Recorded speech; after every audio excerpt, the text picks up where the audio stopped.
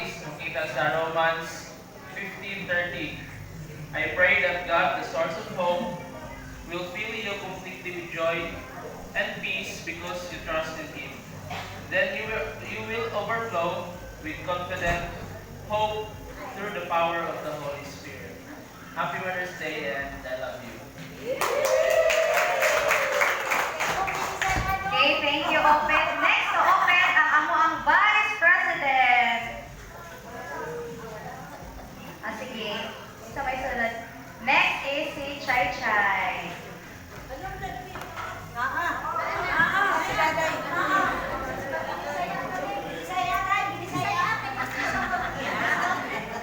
So, happy Mother's Day sa tanan mga mama. Labi na sa akong mother. So, one of message. So, a mother is the only person in the world who can love you more than she loves herself. So, happy Mother's Day, Mom. And also, a mother is a person, when you are sick, puts her hand on your forehead to feel your temperature, and then he puts her hand on your cheek to feel if you have a fever.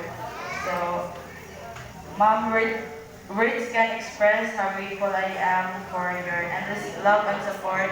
Thank you for all the sacrifices you have made for our family.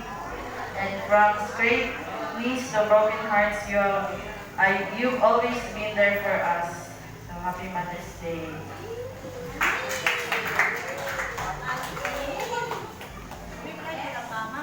Next to Chai Chai is si Lauren.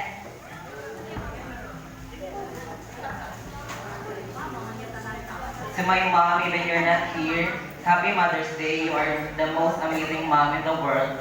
Your love, guidance, and strength mean everything to me. Thank you for being the wonderful person you are. Love you always, especially to all mothers here today. Happy Mother's Day. Always remember your love, guidance, and strength mean everything. Thank you.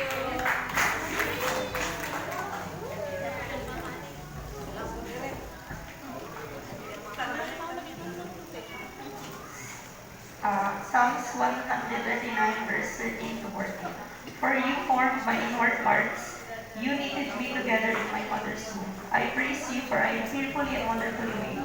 Wonderful are your works, my soul knows it very well. So, on this special Mother's Day, I want to express my deepest gratitude to all women who have shaped our lives with boundless love and unwavering strength.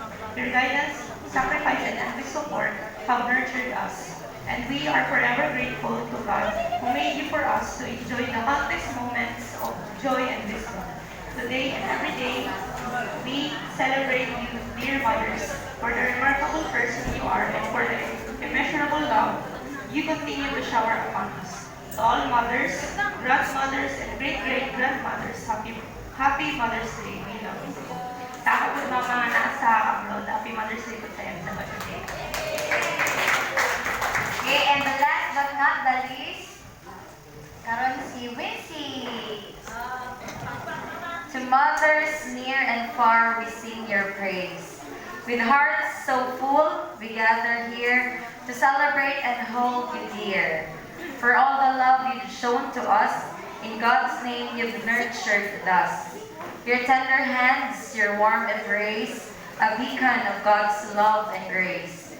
Through trials and triumphs, joy and pain, you've guided us like gentle rain. Each day you kneel and humbly pray, asking God to light our way. A mother's heart, a sacred role, a living testament to His control. Through sleepless nights and endless care, your love, a gift so truly rare. In selfless acts, you've shown the way to walk with Christ, come what may. To all the mothers near and far, we sing your praise like morning star. For in your love, we see God's hand, His blessings through you like grains of sand. So on this day, we pause to say, thank you, mothers, for your loving way. In every prayer and deed, you've shown the love of Christ in you has grown. May God's grace fill your hearts with cheer, His love and strength forever near. For in your hands we've come to see a glimpse of heaven's sweetest decree. Happy Mother's Day to my mother and to all mothers